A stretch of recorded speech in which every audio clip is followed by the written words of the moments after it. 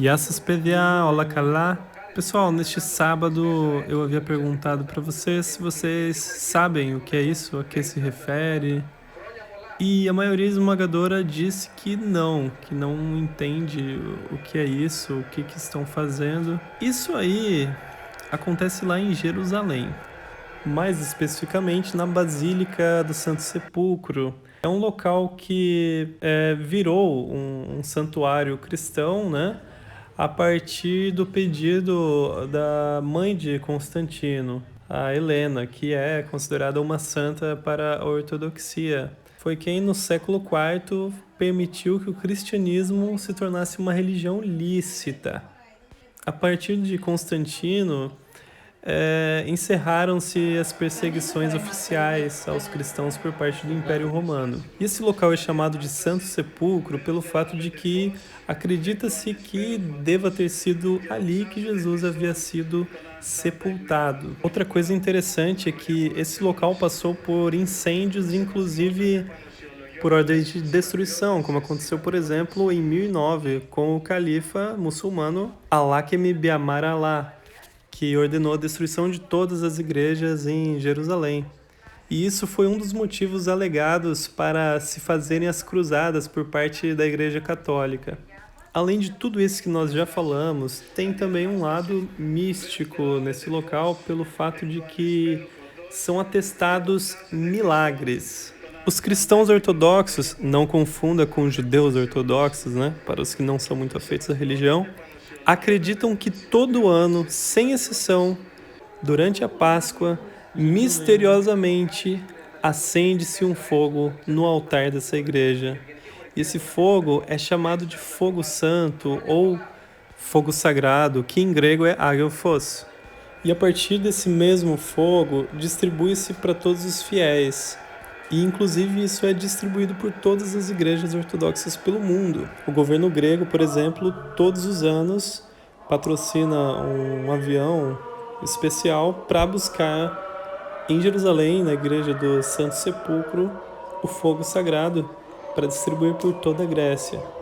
E em todas as igrejas ortodoxas gregas, quando chega próximo à meia-noite, as luzes do templo são apagadas. Então, o templo fica na escuridão, né, simbolizando a morte de Jesus, o suspense. E, de repente, quando a luz chega até a igreja, o padre sai da parte mais recôndita do santuário e diz a seguinte frase: Vefte lavete fos, que significa venham aqui receber a luz, o fogo, né? Então os fiéis vão lá com suas próprias velas e pegam desse fogo, né? Para ser distribuído. Então após isso, cada um leva a sua vela para casa. Uma curiosidade que eu achei muito interessante foi que a minha sogra me contou que, por exemplo, o pai dela costumava manter essa vela acesa até o Pentecostes, né? Que é basicamente 50 dias após a Páscoa. Então, o respeito por isso, por esse fogo sagrado, é realmente muito grande.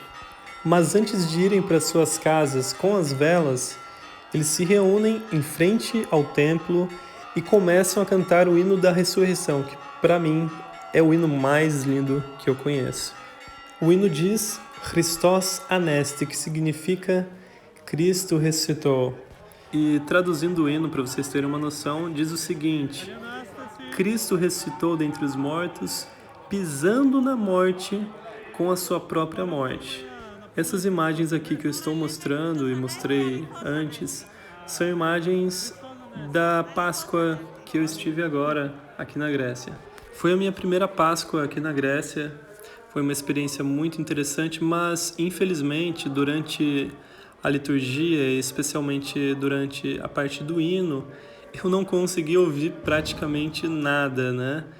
Por conta dos fogos de artifício e também devido ao sino da igreja. Mas eu vou deixar vocês ouvirem um pouco aqui do que aconteceu ano retrasado, enquanto eu estava em São Paulo, lá na igreja Bresser, igreja ortodoxa também, cuja experiência é realmente de tirar o fôlego. Foi uma das experiências mais lindas que eu já tive. Sem fogos de artifício. Foi realmente muito lindo ouvir todo o povo cantando esse hino. Ouçam aí.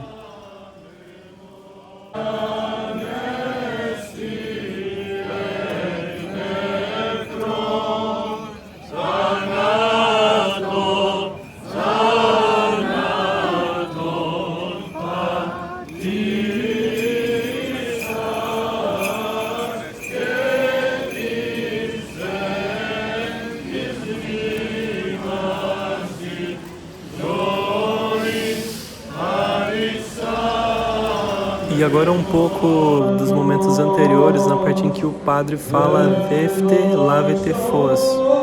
Esse vídeo também foi gravado em São Paulo, só para vocês verem que o nível realmente é muito autêntico. Espero que tenham gostado do vídeo e compartilhem Christos Anesti.